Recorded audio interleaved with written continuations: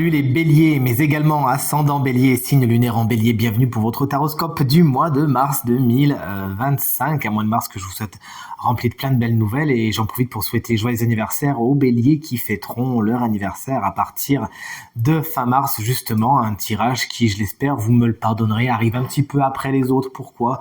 Et c'est grâce à ma copine Caro que j'embrasse bien fort. Heureusement qu'elle m'a fait remarquer que j'avais posté 2 fois les lions et les béliers, vous étiez passés à la trappe. Alors le voici, le voilà, votre fameux tirage rempli de plein de belles énergies. Alors ce qui est important de reconnaître et de marquer juste avant le début de ce tirage, c'est que des cartes ont sauté complètement du paquet avant même que je commence. C'est la carte du... Je les cherche en même temps, comme ça je vais vous les faire voir. C'est la carte du 8 de denier. Est-ce que c'est pas là ? Non, pas du tout. C'est la carte du 8 de denier et de la lune qui ont sauté du paquet. Elles avaient de toute évidence quelque chose à raconter. Elles voulaient nous dire quelque chose. Ça va correspondre à certains béliers, bien sûr. 8 de denier et la lune, les voilà en combinaison. On voit que certains béliers au cours du mois de mars vont travailler sur eux, vont être dans le détail, dans le souci de la répétition, vont peut-être même mettre certaines nouvelles habitudes qui correspondent à quelque chose de psychologique, vont peut-être travailler sur leur psychologie, vont explorer certaines choses et ne vont pas laisser les choses au hasard, mais au contraire, bien couper les cheveux en 4 et explorer tout cet aspect de vous-même. Certains béliers pourraient même apprendre certaines choses en ce qui concerne l'ésotérisme, peut-être ça peut être des formations sur les cartes, sur la voyance, pourquoi pas, mais également sur les soins énergétiques, tout ce qui concerne l'ésotérisme, la spiritualité, ça peut correspondre à certains béliers pour le mois de mars. Voici ces 2 petites cartes qui ont sauté, qui de toute évidence ont un message pour certains béliers. Mais les énergies principales pour vous, mes chers béliers, sont vraiment super sympas, dans le sens où un 4 d'épée apparaît dans les aspects positifs, ce qui est encouragé par le tarot. Et là, on est sur une énergie de régénération. Et ça correspond bien à la carte du jugement, qui est votre énergie de direction du mois de mars, c'est-à-dire vers quoi vous allez. Il y a effectivement des choses qui se remettent en place, qui se mettent en place. Et pour ce faire, vous avez besoin d'un temps d'arrêt. Ce temps d'arrêt, soit il vous est donné, soit vous le prenez, tout simplement. Mais vous en avez de toute évidence besoin. Le 4 d'épée, c'est également le repos du guerrier. Peut-être que vous avez beaucoup galéré, que vous êtes beaucoup battu, et vous êtes un peu meurtrier. Alors ça peut être au niveau physique, mais les épées, c'est aussi le mental. Vous êtes peut-être meurtrier au niveau du mental. On a en plus le cavalier du mental, qui est votre énergie de vibration pour votre mois de mars. Donc on peut vraiment penser qu'il y a quelque chose qui se repose. Repos du guerrier, vous avez besoin de prendre du temps pour vous, de vous régénérer. Alors est-ce que le compteur s'arrête ? Est-ce que vous prenez des vacances ? Est-ce que vous prenez beaucoup de RTT ? Est-ce que vous vous mettez en dispo ? Est-ce qu'on vous donne ce temps-là ? Toujours est-il, ça va vous laisser le temps d'analyser les choses et de faire des choix sains pour vous, car effectivement ce chevalier d'épée il est en vibration et c'est le chevalier qui communique, c'est le chevalier qui essaye de réfléchir. Mais pour que cette énergie s'exprime positivement, il faut que ce chevalier d'épée ait une direction claire. Alors effectivement, en général, les chevaliers, ils ont une attention, on ne peut pas les dévier de leur chemin.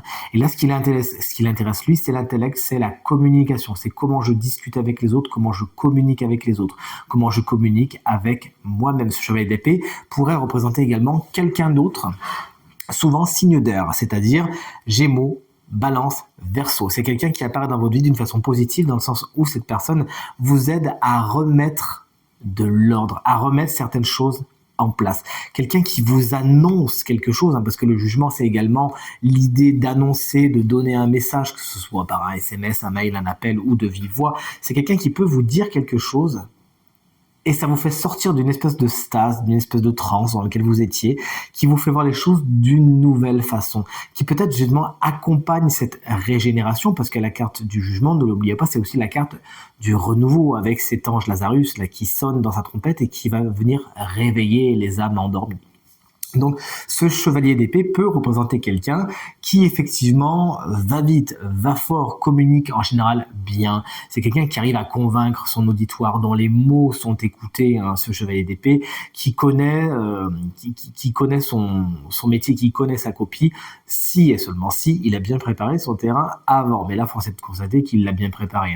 Et effectivement, qui vous donne des solutions, des aides, qui éclaircit, qui vous donne des informations qui peut-être vous font comprendre comprendre les choses d'une autre façon, vous font régénérer, revivre certaines choses. C'est peut-être aussi quelqu'un du passé, ne l'oublions pas, car le jugement peut nous parler de ça, peut nous parler du passé. Il y a peut-être ce signe d'air qui revient dans votre vie, et là, auquel cas, on vous demandera, du moins c'est encouragé par le tarot, de prendre le temps, de laisser les choses telles qu'elles sont.